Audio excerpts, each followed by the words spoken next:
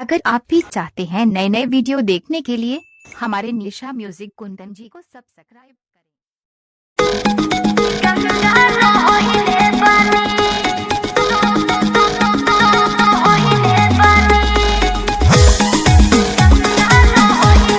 DJ Kundan Raj अरजपुर बुद्धू चक।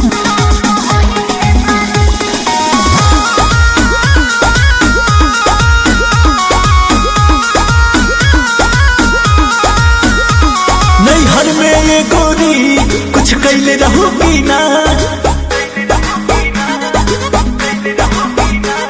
नैहर में ये गोरी कुछ कैले रहूगी ना, कोनो यार से प्यार के मोहर तू मरवैले रहूगी ना। पियावा के कसम सच बोल रानी, पियावा के कसम सच बोल रानी।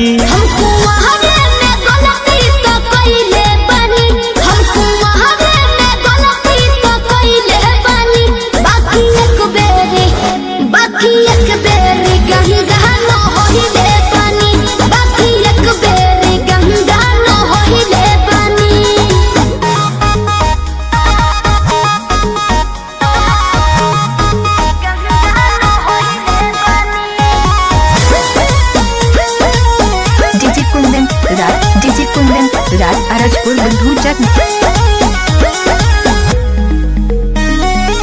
अब भूला जा हो गईले राजा, काचे उमरिया में हमरा से सही कदम मान जाना। ए पिया सोहरी कोई मीना यहुरी, नैहर में दोसर खिलही ना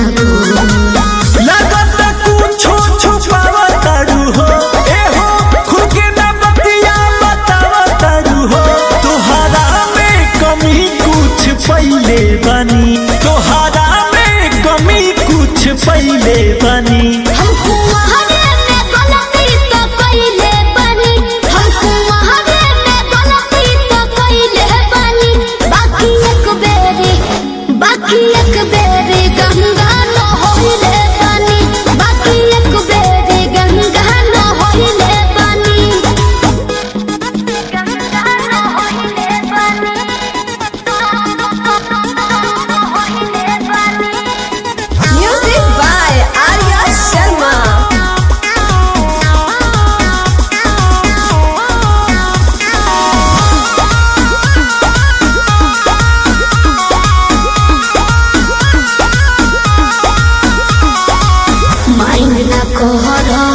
पीछे न पहरा हो जाला के हो से यही सुनो हो।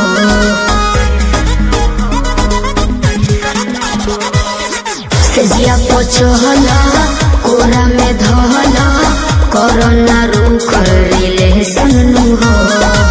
झूठो के मुंडवा पे कहर कर लू, अंकुश राजा से प्यार कर लू, बुस्मानिस से पता लगैले बनी, बुस्मानिस से पता लगैले बनी।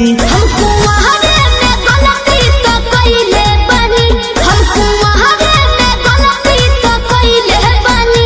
बाकी एक बेरे